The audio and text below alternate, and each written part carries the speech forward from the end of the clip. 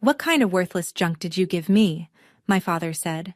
And then he slapped me, in front of 30 guests holding champagne glasses, on the night of his 55th birthday, in a house I'd scrubbed on my hands and knees since sunrise. I ran out the front door with nothing but a backpack and a bruise on my cheek. I didn't know it then, but that slap was the last thing Gerald Talbot would ever do to me. Because by midnight, I'd be sitting in a black SUV across from a stranger who'd say 5 words that would unravel 18 years of lies. Before I go on, please take a moment to like and subscribe, but only if you genuinely connect with this story. Drop a comment telling me where you're watching from and what time it is there. My name is Hillary, though for most of my life, I was forced to answer to Allison. I'm 21. Now, let me take you back to that Saturday morning, the day Gerald Talbot turned 55, and the last day I spent under his roof. I set my alarm for 5 a.m. that morning, same as every Saturday. Except this Saturday came with a 2-page handwritten list Donna had left on the kitchen counter the night before. Sweep the patio. Arrange the folding chairs, 32 of them, one for each guest on Gerald's list. Press the tablecloth. Slice the lemons. Wash the Pottery Barn serving platters by hand because the dishwasher leaves spots.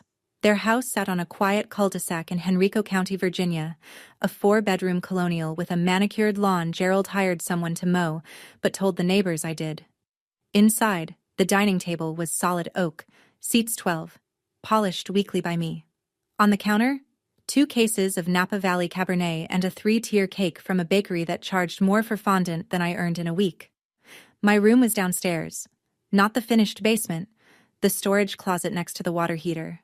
No window. A twin mattress Gerald had pulled from a curbside pile when I was 9. A wool blanket that smelled like damp cardboard no matter how many times I washed it. Megan's room was upstairs. Queen bed, flat screen, a vanity mirror ringed with those Hollywood bulbs. She was 23 and still lived at home. Still had her credit card linked to Gerald's account. Still hadn't learned how to boil an egg because that was what I was for. I'd spent 3 months saving for Gerald's gift. A leather wallet, real leather, from a department store downtown. $84, which doesn't sound like much unless you're earning $11 an hour scrubbing sheet pans at a restaurant called Rosie's off Route 1. I wrapped it in craft paper because I couldn't afford a gift bag. I didn't know, standing there in that kitchen at 5 in the morning with flour on my hands, that the wallet would be the last thing I ever gave that man. Gerald came downstairs at 10. Polo shirt. Ralph Lauren, the one with the big pony logo. Powder blue. Khakis creased like knife edges, cologne so thick it reached me before he did. He walked the patio like a general inspecting his troops. Moved one balloon cluster 6 inches to the left, stared at the lemon slices I'd arranged on the water pitcher and said, without looking at me, "They're uneven. Do them again." Donna appeared at noon. Hair blown out, pearl studs, a linen dress from Ann Taylor she'd ordered online and made me steam. She inspected the kitchen, ran a finger along the countertop, and whispered something to Gerald I wasn't supposed to hear but did. "She only got you something cheap. Just brace yourself." Megan showed up last, because of course she did. New dress, new highlights, new heels clicking across the floor I'd waxed at 6 a.m. She handed Gerald an Apple Watch, the Series 9, stainless steel, the one that retails for $700. She'd charged it to the supplementary credit card Gerald gave her for emergencies. Gerald opened it, beamed, and kissed her forehead. "This is my girl," he told the first guests walking through the door. He had his arm around Megan. "She always knows what her old man likes." He didn't look at me. He never did when other people were watching. I was the girl who carried trays, refilled glasses, wiped condensation rings off the coffee table before they could set. When one of the guests, a woman from Gerald's office, asked Donna, "Shouldn't Allison sit down and eat with us?" Donna smiled the way she always smiled, warm as a closed door, and said, "Oh, she likes to help. It's her way of showing gratitude. You know how it is with adopted ones." I kept carrying trays. It happened during the gift opening. Gerald sat at the head of the table like it was a throne. 30 guests arranged around him. Neighbors, church friends, a few co-workers from the insurance agency he managed. Champagne flutes catching the patio string lights. Megan perched on the armrest of his chair, filming on her iPhone. Donna stood behind him, one hand on his shoulder, radiating the image of a woman who had everything figured out. I came forward with the craft paper package. I'd written on the front in my neatest handwriting, "Happy birthday." Allison. Gerald took it, weighed it in his hand. I remember thinking he might actually smile. He smiled sometimes, when no one could accuse him of going soft. But then he tore the paper, pulled out the wallet, flipped it open, flipped it closed, and held it up like evidence at trial. "What kind of worthless junk did you give me?" His voice cut through the chatter. Conversation stopped. Forks paused midair. Someone set down a glass too carefully. I started to explain. "I saved up for 3 months." 3 months? And this is all you got?" He stood. The chair scraped the flagstone. "Even the dog gets better treats." And then he hit me. Open palm, right across the left side of my face. The sound was sharp and flat, the kind that doesn't echo because it doesn't need to. My head snapped sideways. A champagne flute fell off the table and shattered on the patio floor, and for a second that was the only sound in the world. No one moved. Donna looked down at her plate. A man from Gerald's office studied his napkin. Megan bit her lip and kept filming. One person stood. Ruth Kessler, the next-door neighbor, 70 years old and 5 feet tall. "Gerald, that was uncalled for. Stay out of my family business." Ruth sat back down, but she didn't look away from me, and I have never forgotten that. I stood there with the taste of copper on my tongue and a wallet on the ground between us, and I thought, that slap will be the best evidence the lawyers need. I didn't understand that thought yet. I wouldn't understand it for hours, but something inside me had already started counting. I didn't go back to the party. I went to the storage closet, pulled the Jansport backpack off the nail on the wall. Faded navy, fraying at the zipper, the only thing that had followed me from high school, and packed what I could. 2 shirts, 1 pair of jeans without holes, a toothbrush, a phone charger. The envelope I'd found in the bottom of a box Gerald threw out last spring, the one with a state logo I didn't understand yet, and from inside a shoebox under my mattress, $340 in cash, mostly 1s and 5s, tip money from Rosie's that I'd hidden because Gerald checked my bank account, $340, a backpack, a bruise already blooming purple on my cheekbone. That was everything I owned in this world. I walked through the living room on my way out. The party had resumed. Gerald was laughing at something someone said, champagne in hand, the wallet nowhere in sight. Megan was showing guests something on her phone, probably the video. Donna stood at the window and watched me cross the front yard. She reached for the curtain and pulled it shut. Nobody called my name. Outside, the October air hit my face and the sting on my cheek flared like a second slap. Henrico County at 9 p.m. is dark. Not city dark, where there's always a bodega lit up on the next corner, but suburb dark, where the streetlights are spaced far apart and the silence between houses feels deliberate. I walked along Patterson Avenue. No destination, just a way. Behind me, the music from the party got softer and softer until it was just bass notes and then nothing at all. I'd made it maybe 2 miles when headlights slowed behind me. A black Cadillac Escalade, clean tinted windows, Virginia plates. It rolled to a stop 10 feet ahead. The rear door opened. And I should have run. Every instinct said run. But I was already so tired of running from things, I thought. Maybe just this once, I'd see what was running toward me. A man stepped out first. Mid-50s, tall, lean, wearing a charcoal peacoat I'd later learn was Brooks Brothers. Not flashy, just the kind of coat that fits like someone measured you for it. His hair was dark brown threaded with silver. And his eyes, hazel green, wide set, catching the streetlight, were the exact same eyes I saw in my bathroom mirror every morning. Behind him, a woman. Shorter, red-haired, sharp-featured, carrying a leather portfolio like she'd just left a courtroom. She kept her distance, professional, watchful. The man's hands were trembling. I could see that even in the dark. "I'm sorry to frighten you," he said. His voice cracked on the second word. "My name is Richard Whitford, and I believe I am your biological father." I took a step back. My shoulders hit a mailbox post. That's not possible. My biological parents didn't want me, that's what I was told. You were told wrong. He reached into the inside pocket of his coat and pulled out a photograph. Small, creased at the corners, clearly handled 1,000 times.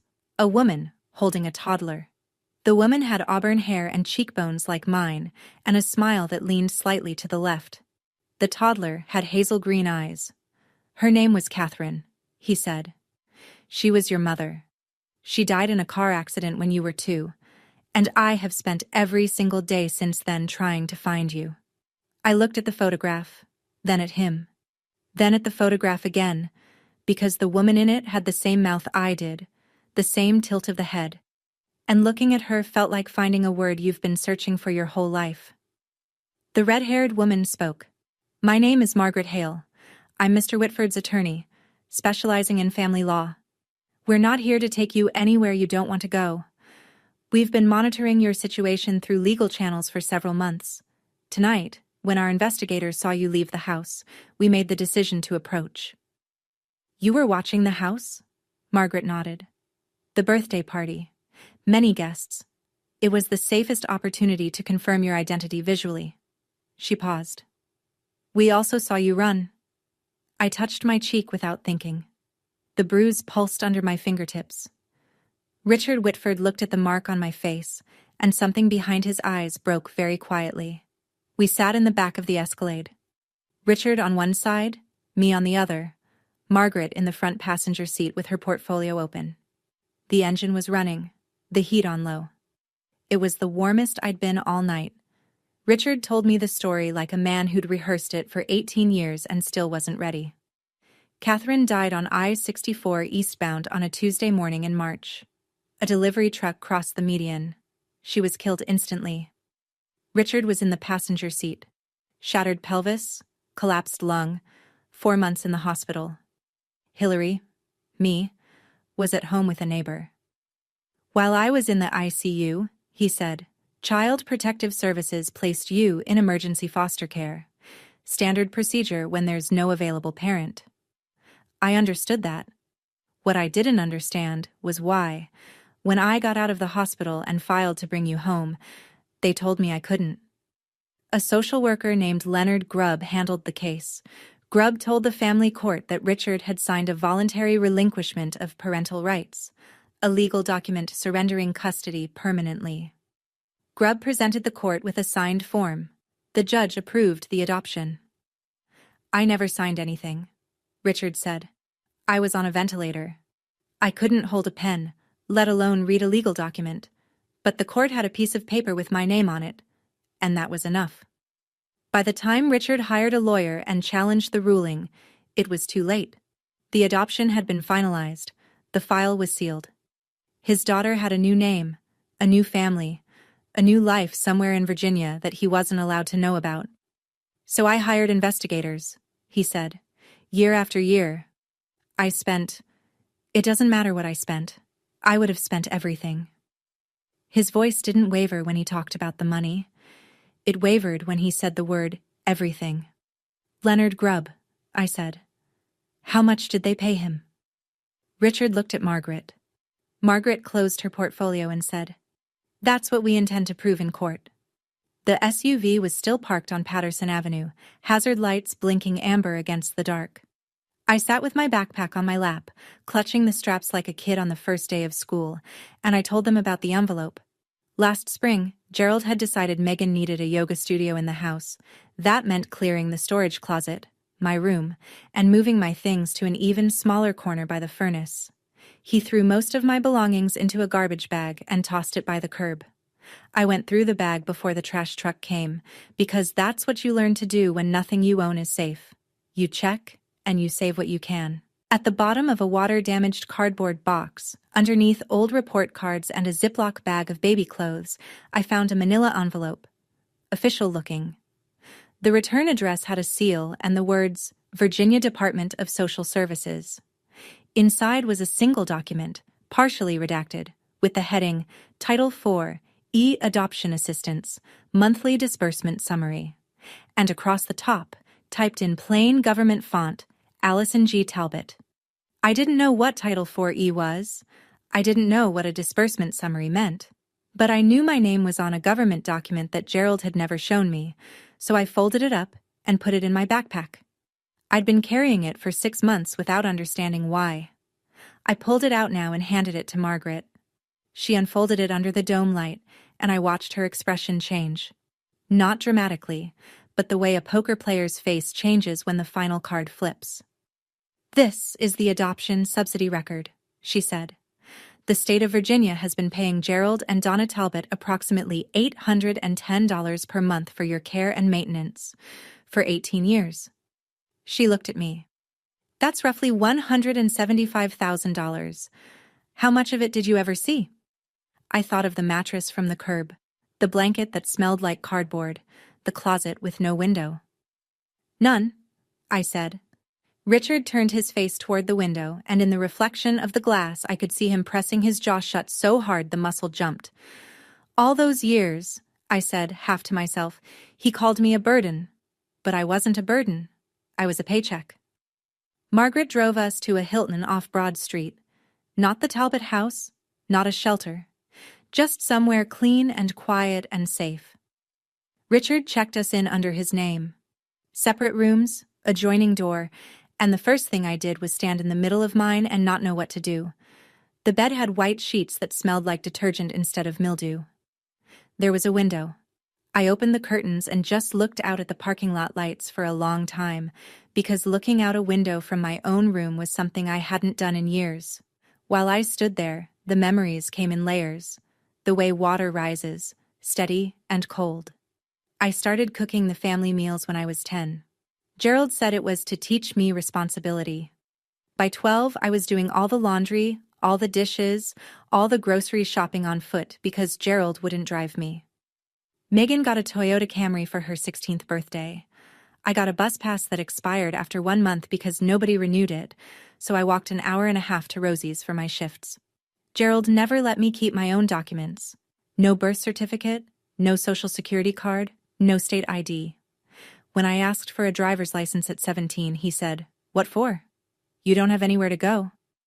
At the time, I thought he was right. Now I understood he'd designed it that way. I kept thinking, why did Gerald keep me all those years if he despised me? Why not just send me back into the system? If I was so worthless, why hold on? Now I had the answer. $810 a month.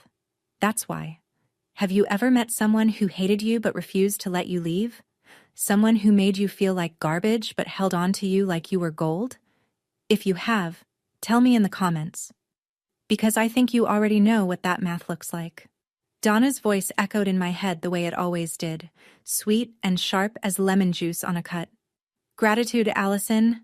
That's all we've ever asked for. Is that really so hard?" "No, Donna. What was hard was realizing I'd been grateful to people who were stealing from me. Let me go back 2 weeks. Before the party. Before the slap. Before any of this. Because the truth is, Gerald had already shown me who he was. I just didn't have the vocabulary for it yet. It was a Tuesday evening. Gerald called me into his home office, the room no one entered without permission. Mahogany desk, leather wingback chair, a shelf of hardcover books he'd never read, arranged by color. He was sitting behind the desk like a judge, a manila folder open in front of him. "Sit down," he said. "Not have a seat. Sit down." He pushed a document across the desk. 10, maybe 12 pages, dense print, a blue signature tab sticking out from the bottom. "This is a voluntary agreement," he said. "It states that you choose to remain under my guardianship because you are not financially or emotionally prepared to live independently. Sign it." I picked it up. Most of the language was impenetrable, whereas the dependent acknowledges that independent living presents undue financial and psychological risk. But one clause on page 4 I understood perfectly. The agreement authorized Gerald to continue managing all state and federal benefits associated with the dependent's care. He wanted me to sign over my own subsidy. Again.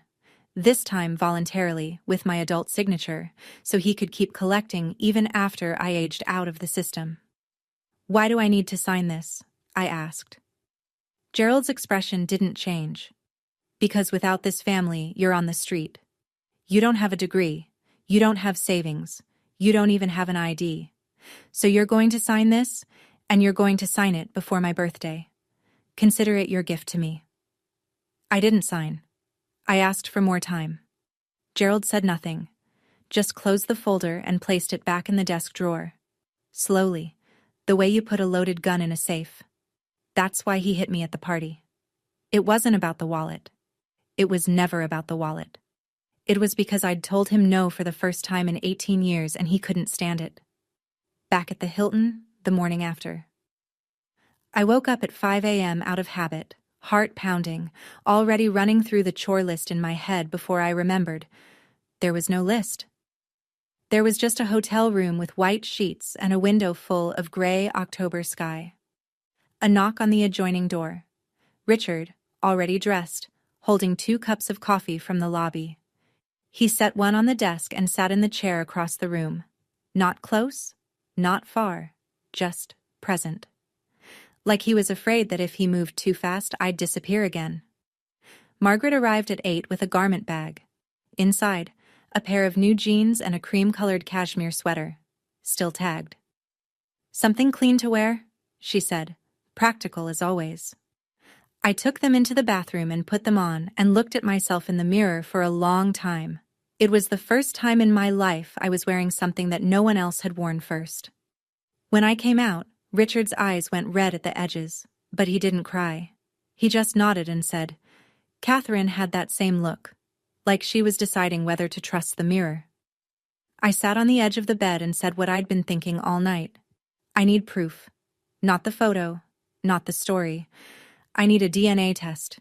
If you're who you say you are, the science will back it up. And if you're not, I need to know that too. Richard didn't flinch. Of course. Margaret's already located an AABB-accredited lab in Richmond. We can go today. No hesitation, no offense, no guilt trip. Just of course. I'd spent 21 years in a house where asking a question was treated as a personal attack. And here was a man who answered like questions were the most natural thing in the world. I've spent my whole life doing what I was told, I said. If I'm going to trust you, it'll be because I chose to. Not because I had nowhere else to go. Richard set down his coffee. That's exactly how it should be. The lab was a low brick building off Carey Street, clean, clinical, fluorescent. A technician in scrubs swabbed the inside of my cheek, then Richard's, labeled the vials, and told us results would take 3 to 5 business days. 5 days. I'd waited 21 years to know who I was. 5 more felt like holding my breath underwater. While we waited, Richard brought things to the hotel. Not gifts, not the way Gerald gave gifts, as transactions with strings attached, but pieces. An album of photographs. Catherine pregnant, laughing on a porch swing, one hand on her belly. Catherine holding a newborn with a pink hat. Richard and Catherine and the baby in front of a brick bungalow in Richmond's fan district with a red door. The baby had hazel green eyes, even then. That's the house you came home to, Richard said. I still own it. I couldn't bring myself to sell it. I studied each photograph like it was a document I needed to memorize for a test.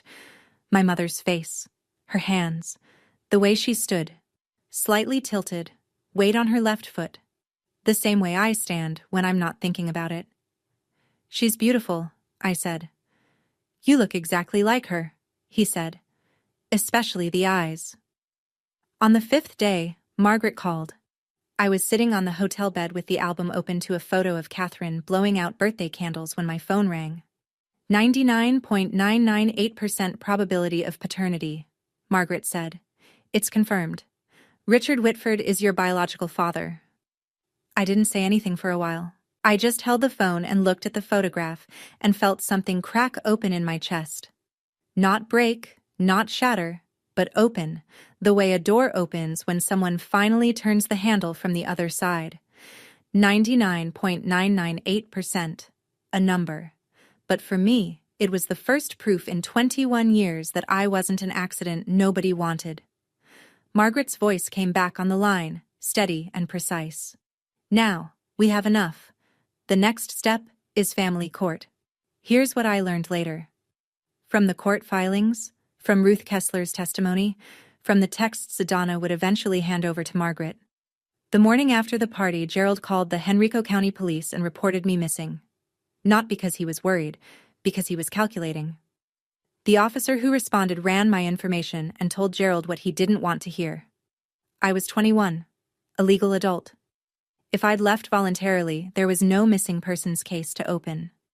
She didn't leave voluntarily, Gerald told the officer. She's mentally unfit. She can barely function without supervision. The officer asked if Gerald had any documentation of that, a diagnosis, a guardianship order, anything legal. Gerald didn't, because I wasn't mentally unfit. I was just controlled. That night, according to Donna's texts, the ones she'd later surrender as evidence, Gerald paced the living room for 3 hours. Donna sat on the couch and typed what he dictated. Gerald. If that girl talks to anyone, CPS, a lawyer, anyone, we're done. Find the adoption file.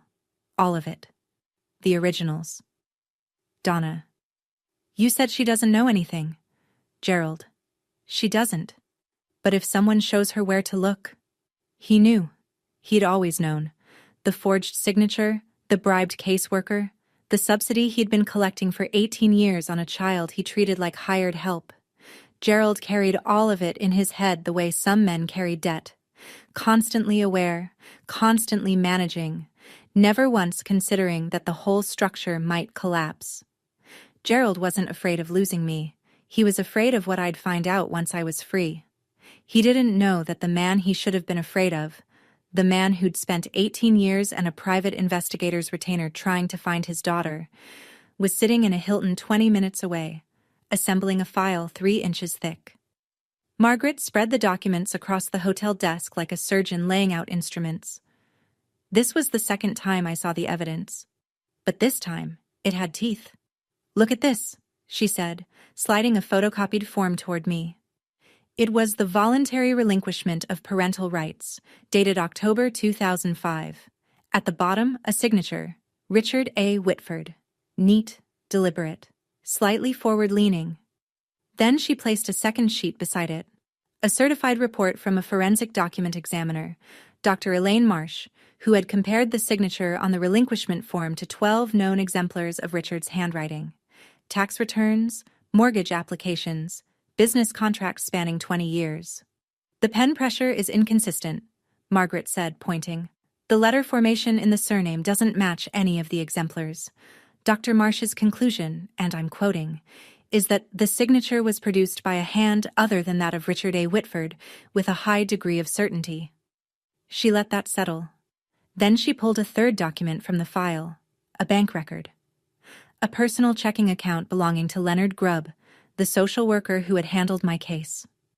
On October 14th, 2005, 6 days before the adoption was finalized, a deposit of $5,000 appeared. The source, a wire transfer from Gerald R. Talbot's personal account. Not through the church, Margaret said. Not through a charity. Direct, account to account, 1 week before the adoption was approved. I stared at the numbers. $5,000. That's what my entire identity had cost. My name, my father, my childhood, traded for the price of a used car. Richard sat across the room, arms folded, jaw tight.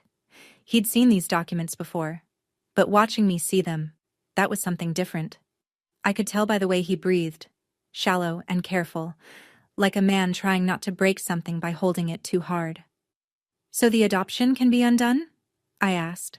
Margaret closed the file.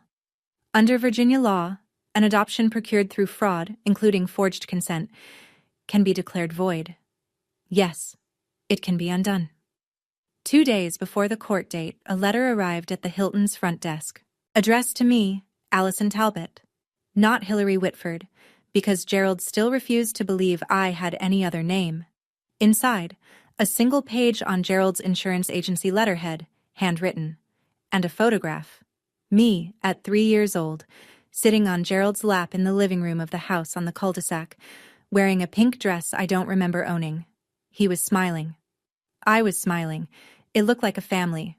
The letter read, Allison, I don't know who this man is or what he's told you, but he is not your father. He is a stranger exploiting a confused young woman. We are your family. We have been your family for 18 years. Come home. We can work this out.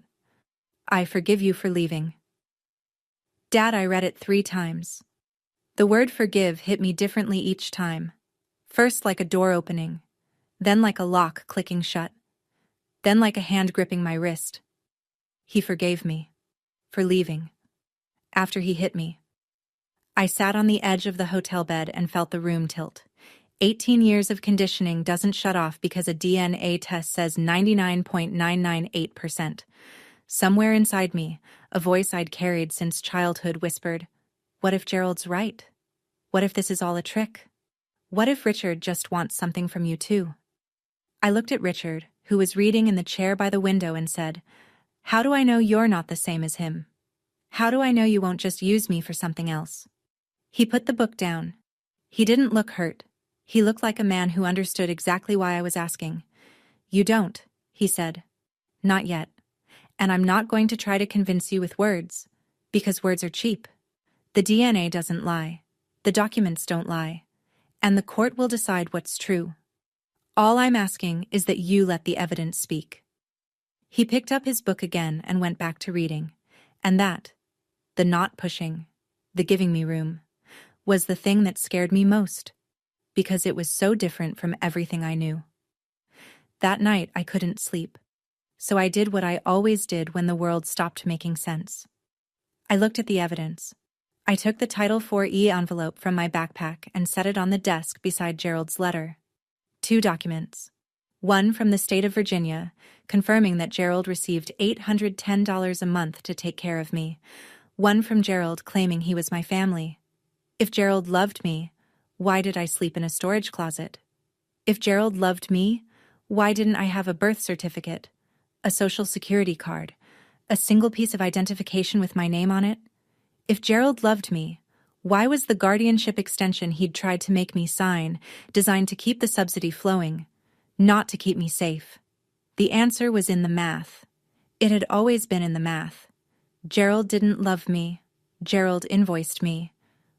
I called Margaret at 11 p.m.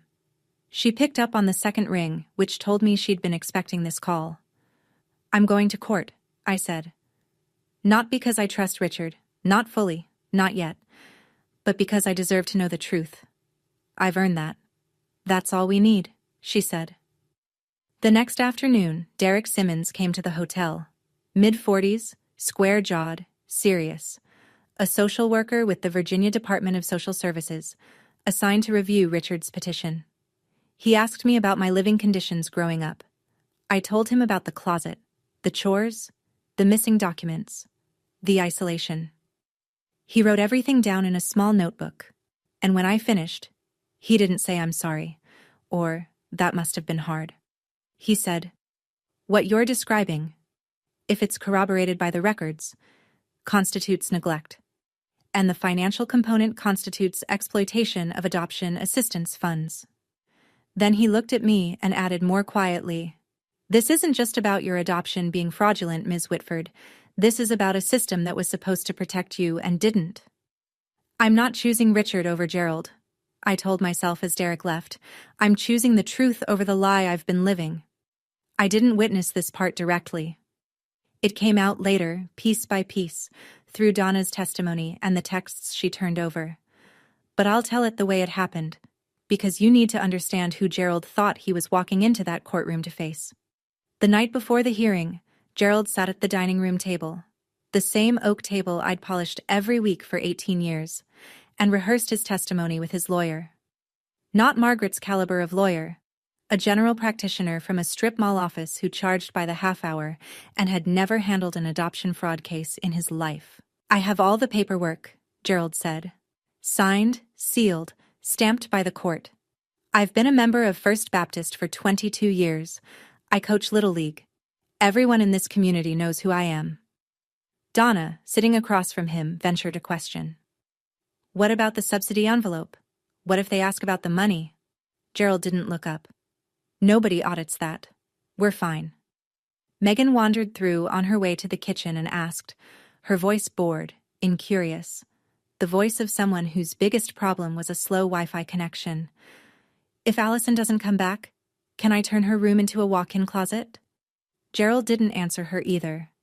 He was already drafting his opening statement in his head, the one where he'd stand before a judge and explain what a generous, God-fearing man he was for taking in a child nobody else wanted. He didn't know that the judge would be looking at a 3-inch file of forged signatures, bribery records, and a forensic examiner's report. He didn't know that the girl he'd raised to be silent had finally found her voice. He didn't know that the man sitting across the aisle would be the father whose name someone had forged 18 years ago. Gerald walked into that courtroom like a man who had never lost. He was about to learn what losing looked like. The morning of the hearing, Margaret turned the hotel conference room into a war room. She'd reserved a table for 6 and covered it with 5 stacks of documents, each flagged with colored tabs. I sat at one end with a cup of coffee going cold in my hands, and she walked me through the case the way a general walks through a battle plan. Calm, precise, leaving nothing to chance. Stack 1, she said, tapping the first pile. DNA results. AABB accredited lab, chain of custody documented, 99.998% probability. Irrefutable. Stack 2. The forensic handwriting analysis from Dr. Elaine Marsh. The signature on the relinquishment form is not Richard's. Her report is 46 pages, but the conclusion is 1 sentence. Stack 3. Financial records obtained through our petition to the Virginia Department of Social Services. Gerald and Donna Talbot received $810 per month in Title IV adoption assistance for approximately 216 months. Total, $174,960. Derek Simmons's assessment confirms the funds were not used for your welfare. Stack 4. Derek's full report. Child neglect findings. No medical records after age 14. No personal identification documents in your possession. Living conditions inconsistent with the purpose of adoption assistance. Stack 5. She paused. A sworn declaration from Ruth Kessler, your former neighbor. She's agreed to testify that she witnessed ongoing patterns of unequal treatment and that she personally observed Gerald strike you at the birthday party. Ruth, 70 years old, 5 feet tall, the only person in that backyard who'd stood up. I hadn't spoken to her since that night, but she'd spoken to Margaret, and she hadn't hesitated. Do I have to say anything in court? I asked. Margaret looked at me. Only if you want to. The paperwork speaks for itself. Richard, sitting at the far end of the table, hadn't said a word through the entire briefing. Now he spoke, just once. Whatever happens in there, you already won. You're free. I looked at the 5 stacks on the table. A lifetime of lies, dismantled into tabbed folders, and I thought, no, I haven't won yet. But I'm about to. Richard took me to Banana Republic that afternoon. Not because the clothes mattered, but because, he said, you should walk into that room looking exactly like who you are, someone who deserves to be heard. I tried on a navy blazer, a white silk blouse, charcoal slacks, stood in front of the fitting room mirror and stared at the person looking back. She had straight shoulders and clear eyes and looked like someone who might sit at a conference table, not carry trays to one. Your mother used to do that, Richard said when I came out. He was leaning against the wall outside the fitting rooms, hands in his coat pockets. Stand in front of the mirror for a long time, then she'd smile at herself. Just a little, like she'd settled something. I hadn't smiled, but I understood what he meant. Something was settling. On the drive back, Richard pointed to a brick bungalow on a tree-lined street in the Fan District. Red front door, white shutters, a porch swing hanging still in the October air. That's the house, he said, the one in the photos. I looked at it through the window. The house I'd been born into, the house I'd been taken from, and I didn't feel the ache I expected. I felt something quieter, a kind of recognition that sits in the body instead of the mind. That night, the night before the hearing, I sat on the hotel bed and wrote in a notebook I'd bought at the CVS across the street. Not a speech, not a plan, just a line, for myself. No matter what happens tomorrow, I will never go back to that storage room. I will never answer to a name that isn't mine. I will never again be grateful for being used. I slept 4 hours. I dreamed of a red front door opening. Richmond Family Court, a Tuesday morning in late October. The building was old federal brick, columned entrance, hallway floors that echoed every footstep like the building wanted you to know who was coming. I arrived at 8:30 with Richard on my left and Margaret on my right, Derek Simmons a few steps behind carrying a banker's box of records. Navy blazer, white blouse, hair pulled back in a low knot. No jewelry, I didn't own any, but my hands were steady and my back was straight. Gerald arrived at 8:40. Gray suit, burgundy tie, Donna on his arm in her Ann Taylor dress, Megan trailing behind in something too casual for court. His lawyer carried a single file folder. Gerald carried his chin at the angle of a man who believed this was a formality. Then he saw us. His eyes went to me first, registered the blazer, the posture, the absence of the girl who used to stare at the floor.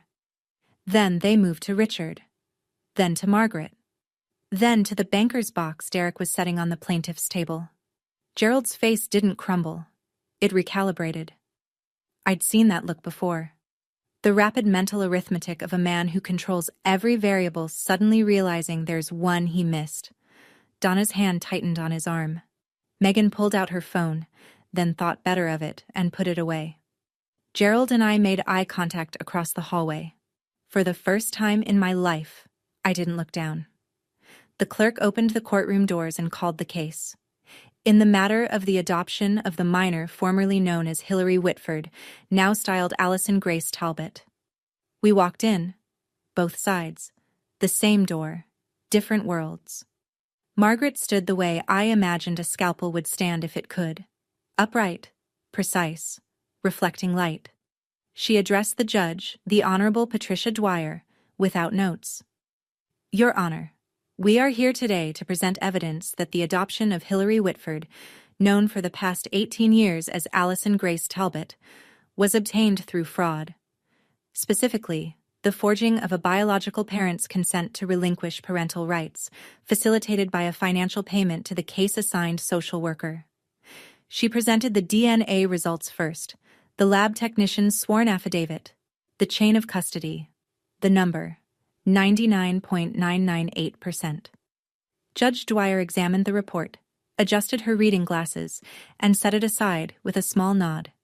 Then Margaret introduced the forensic handwriting analysis, Dr. Elaine Marsh's 46-page report, condensed to its final paragraph.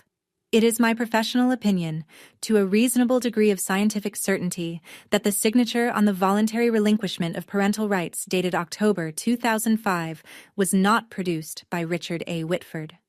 Gerald's lawyer stood. Your Honor, my client has a legally executed adoption decree, approved by this court system nearly 2 decades ago.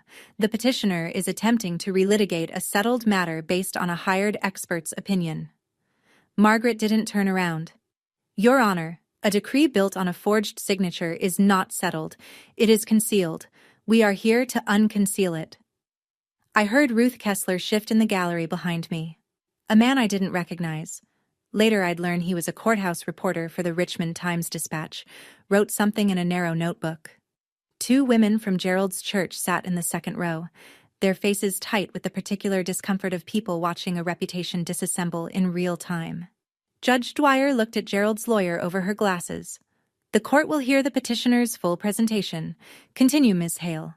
Margaret moved to the financial records, and this was where the air in the courtroom changed. She projected the Title IV-E disbursement summary onto the courtroom screen, the same document I'd pulled from a garbage bag 6 months ago. Month by month, year by year, a column of numbers running down the page like a ledger of my childhood. Mr. Talbot, Margaret said, The judge had permitted direct questioning. The state of Virginia paid your household $810 per month in adoption assistance for the care of the child placed with you. Over approximately 18 years, that totals $174,960. Can you tell the court how those funds were allocated toward the child's welfare? Gerald straightened in his chair. Everything went to the girl. We fed her, clothed her, kept a roof over her head. 18 years of that isn't cheap. Margaret nodded as though she'd expected this answer, which she had. Then she called Derek Simmons. Derek approached the stand carrying his report like a man carrying something heavy and important. He'd visited the Talbot home. He'd reviewed the records. He spoke without inflection, which made every fact land harder. The child's living space was a converted storage area adjacent to the home's water heater. Approximately 60 square feet. No exterior window, no closet. The mattress showed visible wear and water damage consistent with curbside salvage.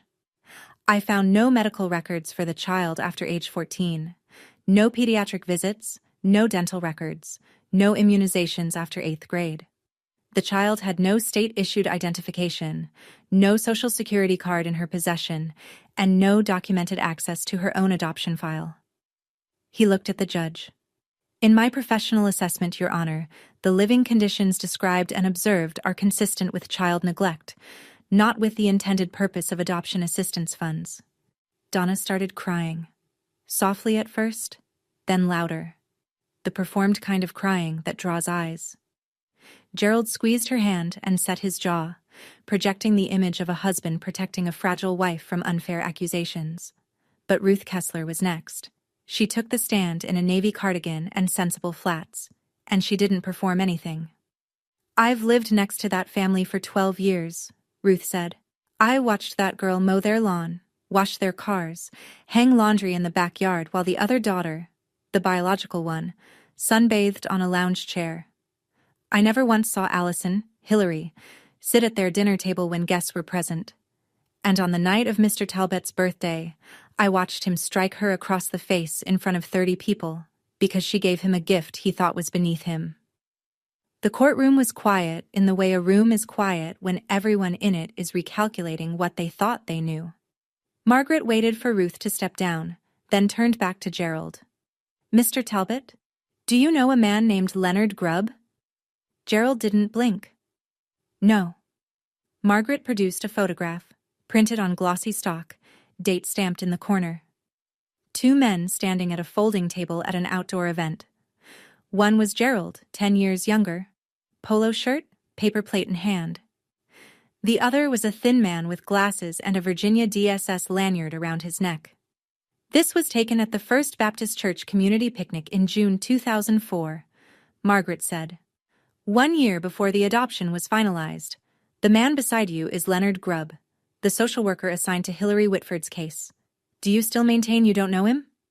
Gerald's jaw worked. I may have met him in passing. Church events are large. I don't remember every face. You remember well enough to send him $5,000. Margaret placed the bank statement on the projector. Gerald's personal checking account. October 14th, 2005. Wire transfer. Recipient, Leonard M. Grubb. Can you explain this payment? That was a donation. For the church's... It was a community contribution. Routed from your personal account directly to Mr. Grubb's personal account? Not the church's account? Gerald turned to his lawyer, who was studying the table surface with the intensity of a man hoping to find an exit there. No objection came. I gave that girl everything. Gerald's voice cracked upward, sharp as a slap. He was standing now, one hand flat on the table. 18 years, a home, food, and this is the thanks I get? Some con man shows up and suddenly I'm the villain? Mr. Talbot. Judge Dwyer's voice was low and final. Sit down, now. He sat. But the room had already heard it, the mask cracking, the entitlement spilling through. In the gallery, the church women stared at their laps.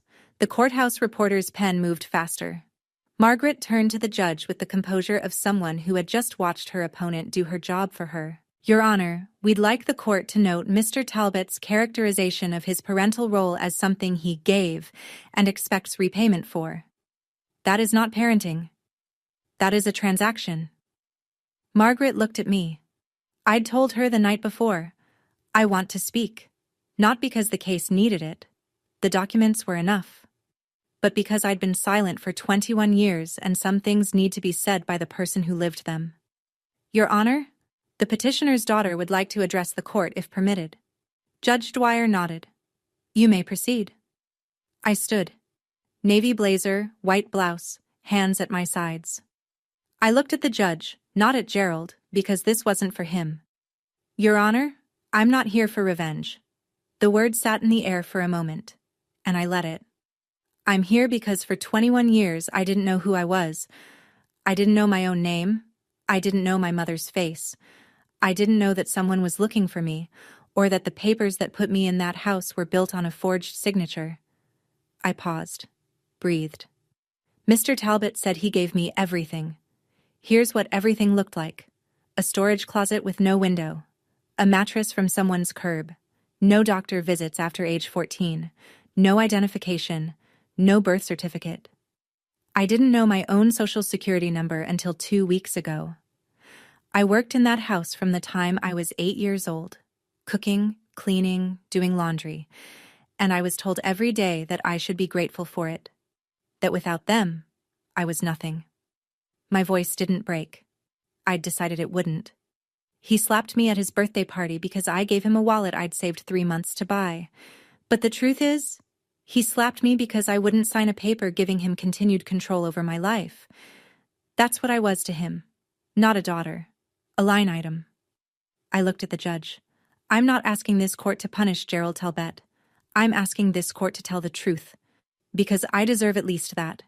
Every child in the system deserves that. I sat down. The room was silent. Ruth Kessler was crying, quietly. The real kind. The courthouse reporter had stopped writing and was just looking at me. Richard sat perfectly still with his hands folded on the table, but I could see the knuckles white. When I stood in that courtroom, I remember thinking, why did it take me 21 years to say something this simple? Have you ever held something inside for so long that when you finally say it out loud, you're amazed it was only a few sentences? That all that weight could fit into so few words? If you know what that feels like, tell me in the comments, because I think that's the kind of thing you can't explain to someone who hasn't carried it. What happened next, no one expected. Least of all, Gerald.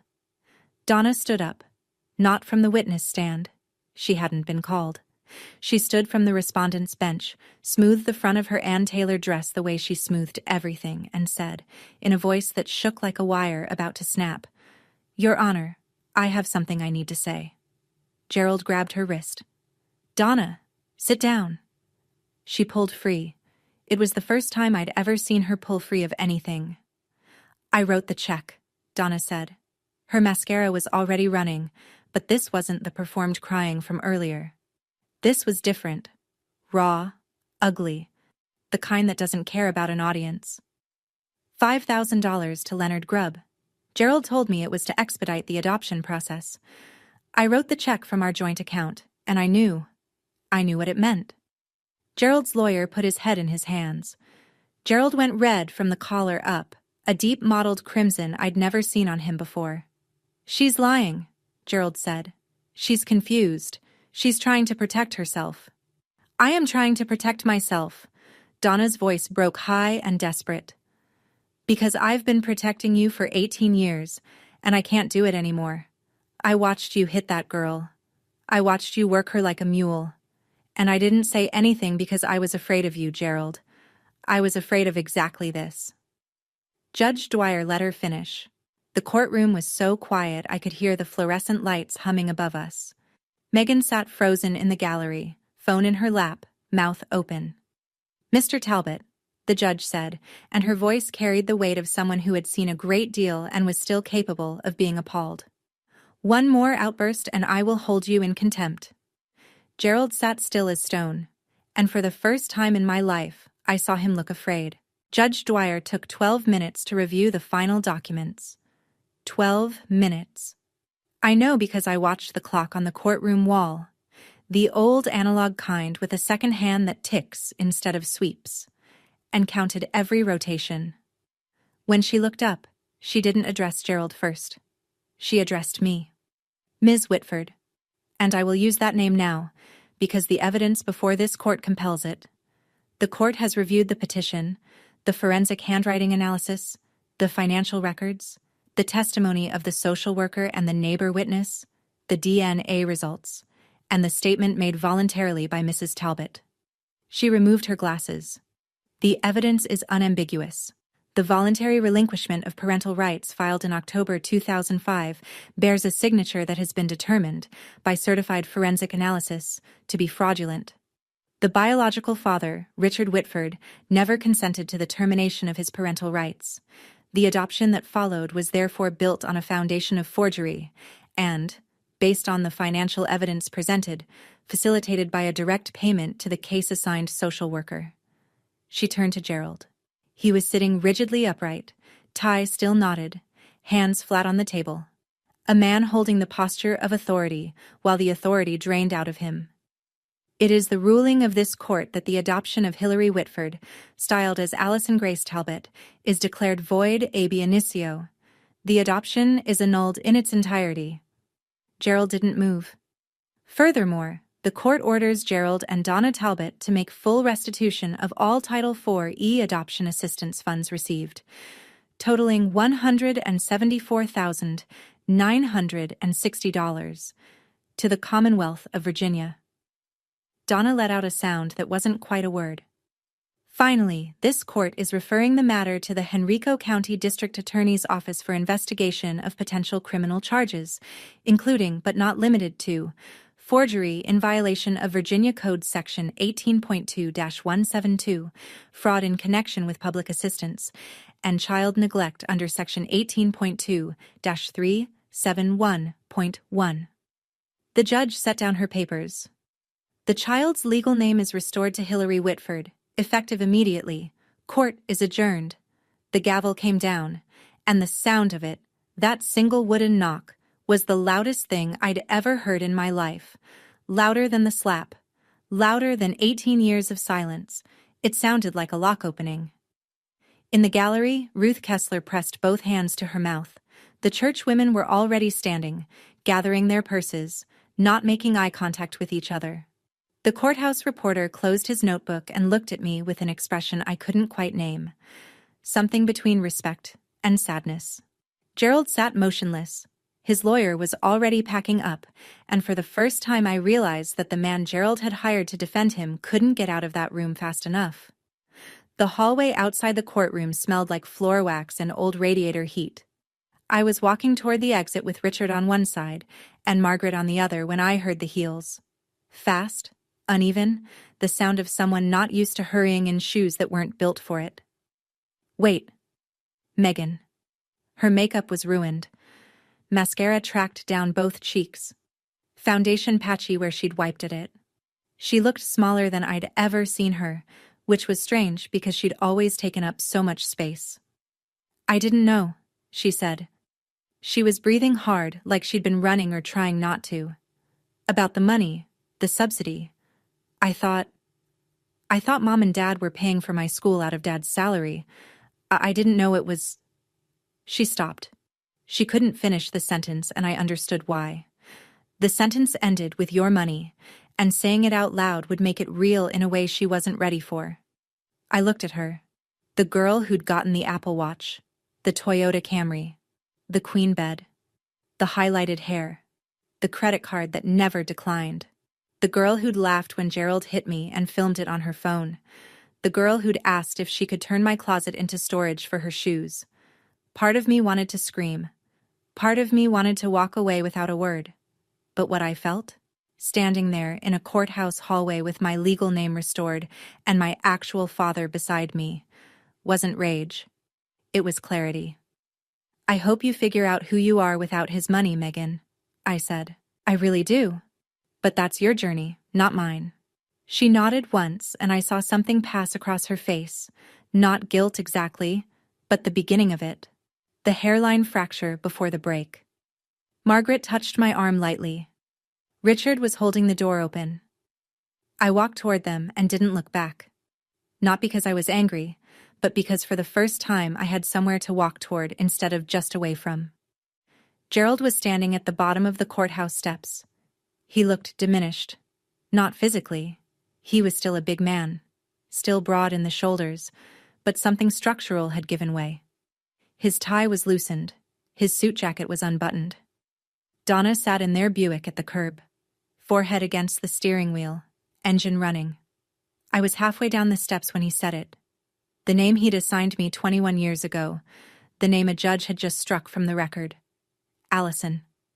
I stopped, turned.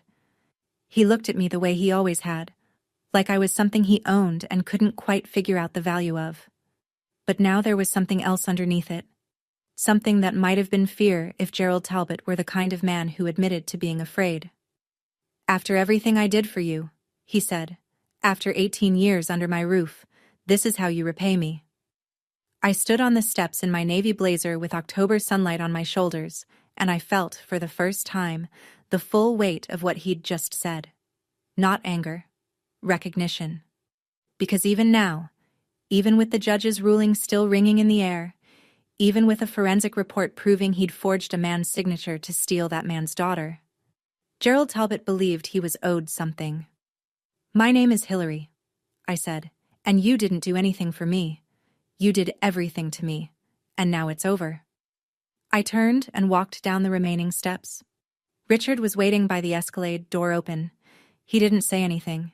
He didn't need to. He just held the door the way you hold a door for someone you've been waiting 18 years to hold a door for. I got in. The door closed. And the last thing I saw through the tinted window was Gerald Talbot standing alone on the courthouse steps, suit jacket hanging open, watching his investment drive away. 6 months later. That's where I am now. I live in Richmond. Not the Fan District house with the red door, though Richard offered it.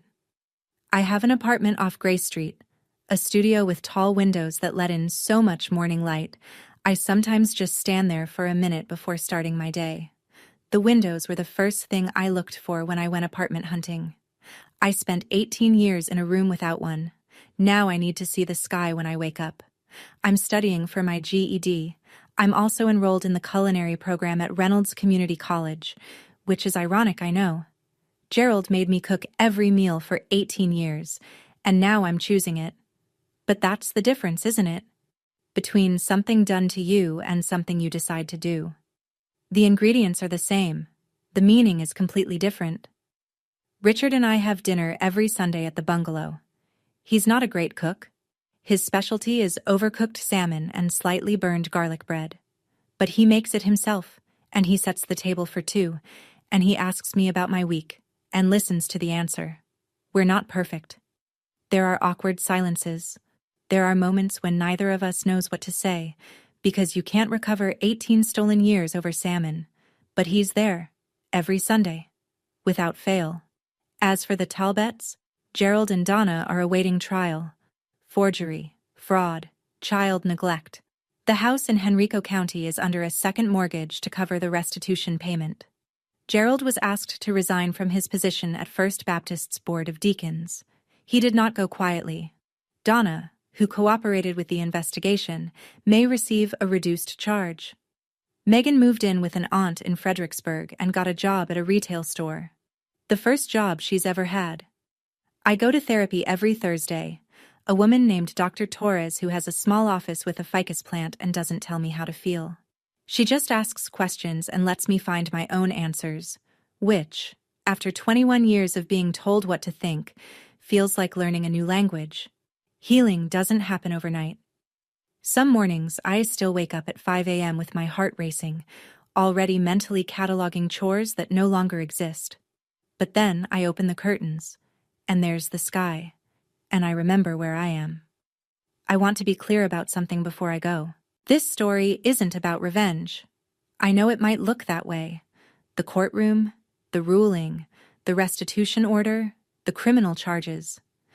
But revenge would mean I wanted Gerald to suffer the way I suffered, and I don't. I want him to be held accountable. Those are different things. Revenge is a fire you light hoping it burns someone else. Accountability is just turning on the lights so everyone can see what was already there. If you're in a family where you're tolerated instead of loved, where your presence is endured, not valued, where you've been taught that gratitude means silence and obedience means survival, I want you to hear this. You are not the problem. You were never the problem. The people who made you feel like a burden were carrying their own debts, and they put the weight on you because you were small enough to accept it. You deserve to know your own name. Family isn't paperwork. It isn't a court decree or an adoption file or a signature, forged or otherwise. Family is the person who sits with you while you learn to trust again. The person who says of course when you ask for proof instead of faith. The person who holds the door and doesn't ask you to be grateful for it. Last Sunday, Richard and I sat on the porch of the bungalow on the Fan District Street, the one with the red door. He was drinking coffee. I was reading. Neither of us was talking, and it was the most comfortable silence I've ever known. At one point, he looked over and said, "I'm glad you're here." And I said, "Me too." My name is Hillary Whitford, and for the first time in my life, I know exactly who I am. Thank you for staying until the end. If this story made you feel something, anger, relief, recognition, or just the quiet understanding that you've been in a room like that too, write it in the comments. I read everyone. And if you want to hear what happened to a woman whose in-laws threw her out of the house on Christmas Eve, that story's in the description below. Click it. I promise you won't regret it. Until next time, take care of yourselves.